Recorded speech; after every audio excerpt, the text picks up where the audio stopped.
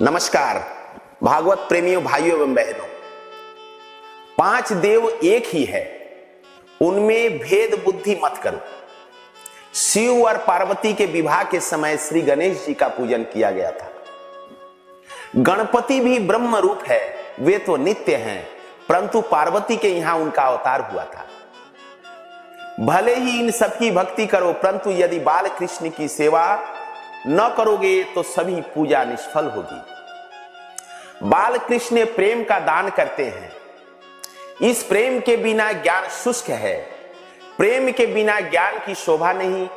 दक्ष प्रजापति ने यज्ञ किया, मगर अपनी भेद बुद्धि रखने के कारण शिव जी की पूजा नहीं की, अतः उसके यज्ञ में विध्वंस आया। यह शरीर पंचायन है, पंच तत्वों का यह शरीर रचा हुआ है, एक एक तत्व के एक एक देव है। इस पंचयंत्र के 5 प्रधान देव निम्न हैं। पृथ्वी तत्व गणेश, गणेश की उपासना से विद्वानों का नाश होता है। गणेश विद्वान हरता है। गणेश पूजन से तुम्हारे सत्कार्य में विद्वान नहीं आएगा।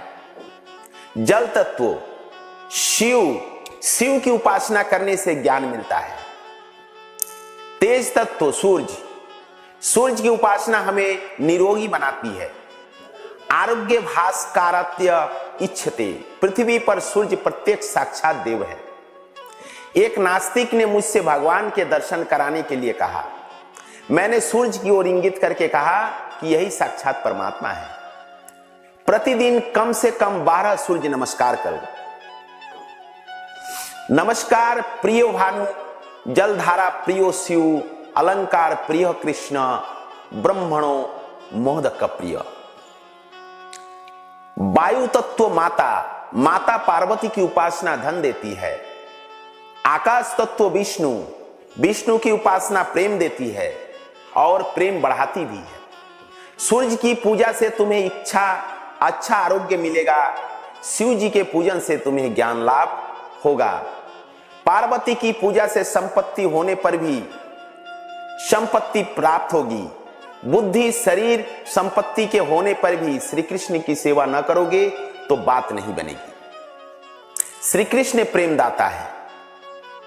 द्वारिकाधीश की सेवा स्मरण में तन्मय होने के बाद यदि प्रजापति दक्ष ने शिव जी की पूजा छोड़ दी होती तो कोई हर्ज नहीं होता,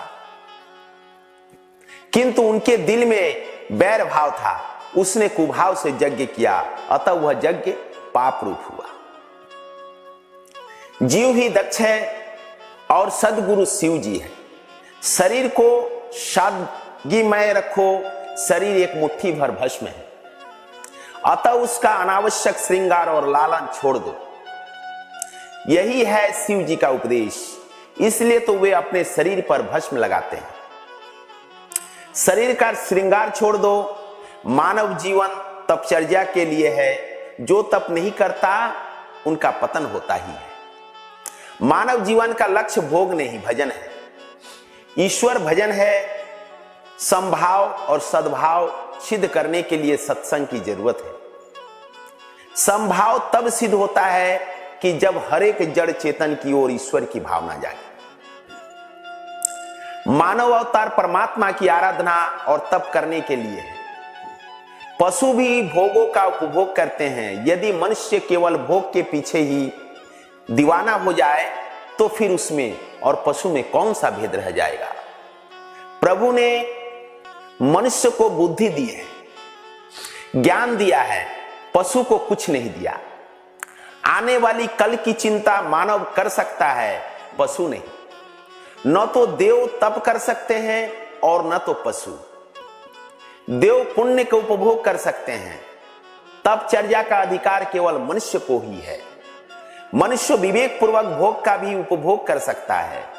मनुष्य जीवन विविध प्रकार के तप करने के लिए है।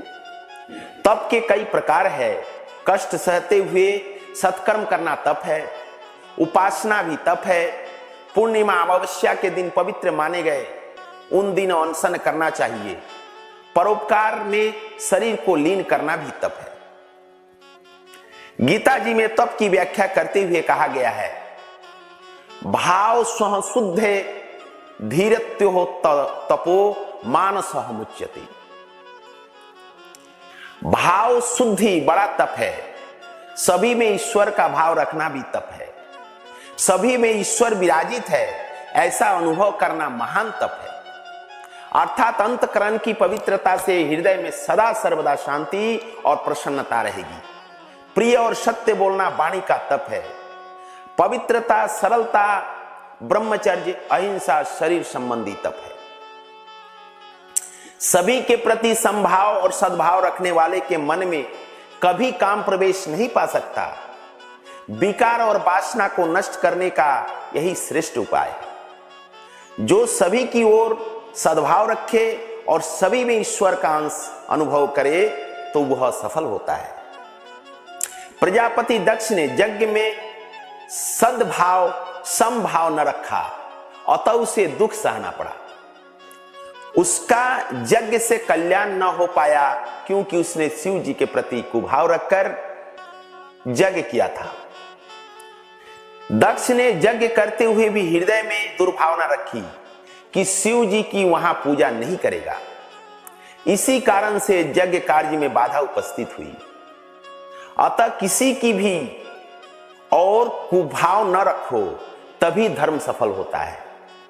सद्भाव रहित होने के कारण दक्ष का धर्म कार्य अधर्म कार्य हो गया। प्रजापति दक्ष के यज्ञ की कथा का उद्देश्य हरिहर का अभेद बतलाने का है। शिव चरित्र की यह कथा वक्ता और श्रोता के पापों को भस्मीभूत करने वाली है। अधर्म के वंशजों में से सावधान रहो। चौथे स्कंद के 8वें अध्याय के प्रथम 5 श्लोकों में अधर्म के वंशजों का उल्लेख है। यह श्लोक महत्व है। पुण्य न कर सको तो कोई बात नहीं, किंतु पाप को कभी मत करो। अधर्म की पत्नी का नाम है मृषा देवी। मिथ्या भाषण करने का बुरा स्वभाव, उसी में से दम का जन्म हुआ। लोग वैष्णव को कहलाना चाहते हैं, किंतु सच्चा वैष्णव होने की इच्छा कोई नहीं रखता। दम का पुत्र लोभ और लोभ का पुत्र है क्रोध।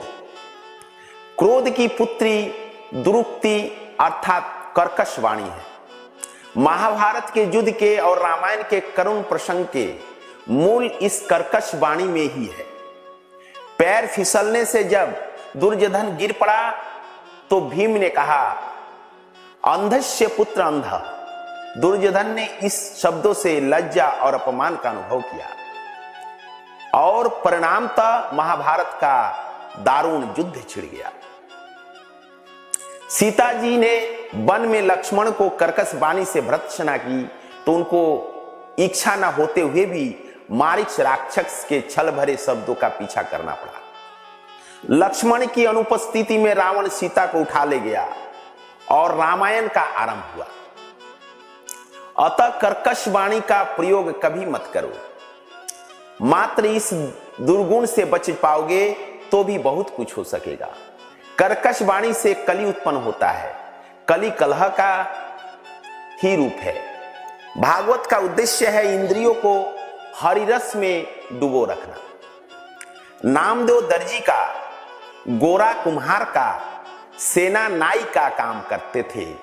उन्होंने अपने अपने काम धंधों से ज्ञान पाया और व्यवहार शुद्धि के कारण उनका बेड़ा पार हो गया। अब अर्थ प्रकरण का आरंभ होता है। शांति संपत्ति से नहीं, किंतु संयम, सदाचार और अच्छे संस्कारों से प्राप्त होती है। संपत्ति से विकार वासना बढ़ती है। अतः धर्म का प्रकरण पहले आता है और अर्थ का बाद में। अब ध्रुव जी का व्याख्या आ रहा है। उत्तानपाद की कथा जीवमात्र की कथा है। नमस्कार।